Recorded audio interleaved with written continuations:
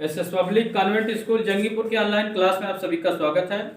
Class 11 के जीव विज्ञान में आज हम लोग मानव में श्वसन की क्रियाविधि mechanism of pulmonary respiration in man, मानव में श्वसन की क्रियाविधि पढ़ेंगे। इसमें सबसे पहले यानी कि फेफड़ों में जो श्वसन होता है उसको देखा जाए तो उसको फुफ्फुसी श्वसन कहते हैं। और इसमें इसका जो एक क्रियाविधि होती है उसमें पहली स्टेप आप देखेंगे, पहला है श्वासोश्वास जिसको ब्रीथिंग कहते हैं। ब्रीथिंग का मतलब होता है सांस लेना। जैसे हम सांस लेते हैं, हमारी जो चेस्ट होती है ऊपर नीचे होती है, इसको हम ब्रीथिंग कहते हैं। ब्रीथिंग में आता है। इसमें होता क्या है कि इस ब्रीथिंग में इसमें वायुमंडल की हवा फेफड़े के अंदर जाती है और फेफड़े की हवा वायुमंडल में छोड़ी जाती है। सीधा सीधा कह सकते हैं कि वायुमंडल की ऑक्सीजन युक्त शुद्ध हवा फेफड़े में अंदर ली जाती है और फेफड़े की कार्बन डाइऑक्साइड युक्त अशुद्ध हवा फेफड़े से बाहर वायुमंडल में छोड़ी जाती है। इसको कहते हैं ब्रीथिंग।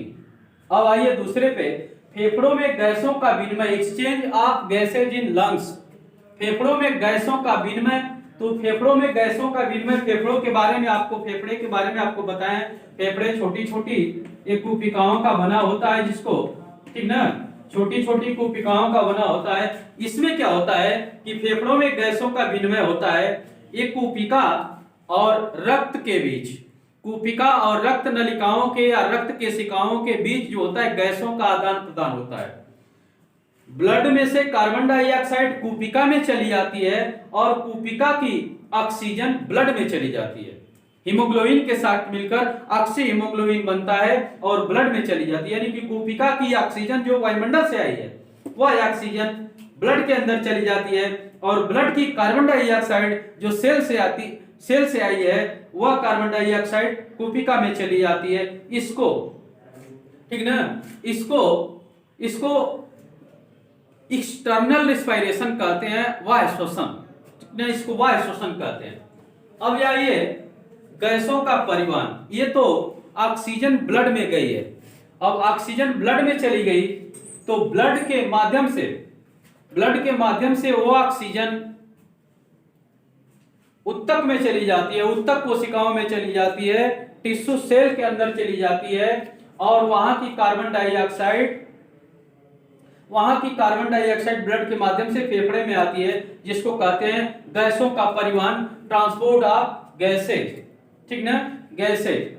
अब आते हैं आंतरिक श्वसन, इंटरनल रिस्पायरेशन।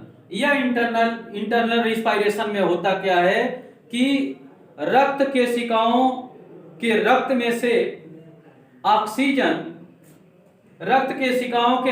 से ऑक्सीजन उत्तक द्रव में चला जाता है, ठीक ना, जिसको लिम्फ कहते हैं। उत्तक द्रव में चला जाता है और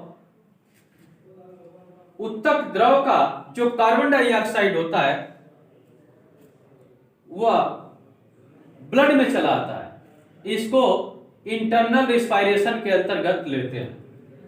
कोशिकीय श्वसन, सेलुलर रिस्पायरेशन, इसमें क्या होता है कि इसमें जो ऑक्सीजन गई है उत्तकों में से कोशिका के अंदर, उस कोशिका में जाकर क्या करती है कि खाद्य पदार्थ का ऑक्सीडेशन करती है, उसका ऑक्सीकरण करती है, अपघटन करती है।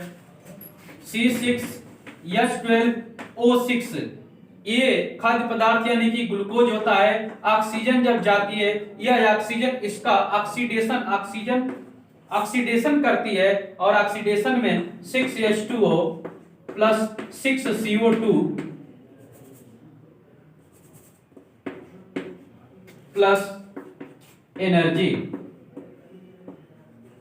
ऊर्जा बाहर निकलती है। इसको कोशिकीय श्वसन करते हैं, जिसमें खाद्य पदार्थ का ऑक्सीजन के थ्रू ऑक्सीडेशन होता है। ऑक्सीजन इसको तोड़ देती है और तोड़कर एनर्जी निकालने का काम करती है। तो ये स्टेप रही, यह मैकेनिज्म यानी कि क्रियाविधि, मानव में श्वसन की क्रियाविधि, mechanism of pulmonary respiration in man, श्वासोश्वास, वायुमंडल की हवा, फेफड़े में गैसों का विनिमय। इसमें क्या होता है कि इसमें कुपिकाओं की ऑक्सीजन फेफड़े ब्लड में चली जाती है और बेबड़े ब्लड की कार्बन डाइऑक्साइड कुपिका में चली जाती है। फिर क्या होता है, गैसों का परिवहन होता है, वह ऑक्सीजन कहाँ तक जाती है, उत्तक तक जाती है और उत्तक के सेल तक पहुंचाई जाती है। आंतरिक श्वसन में, इंटरनल रिस्पायरेशन में क्या होता है कि ऑक्सीजन जो होती है वह ऑक्सीजन उत्तक में चली जाती है और उत्तक की कार्बन डाइऑक्साइड यानी कि कोशिका की कार्बन डाइऑक्साइड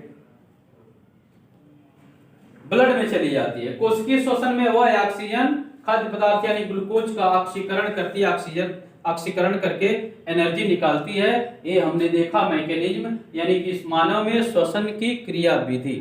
आज के क्लास में बस इतना ही, धन्यवाद।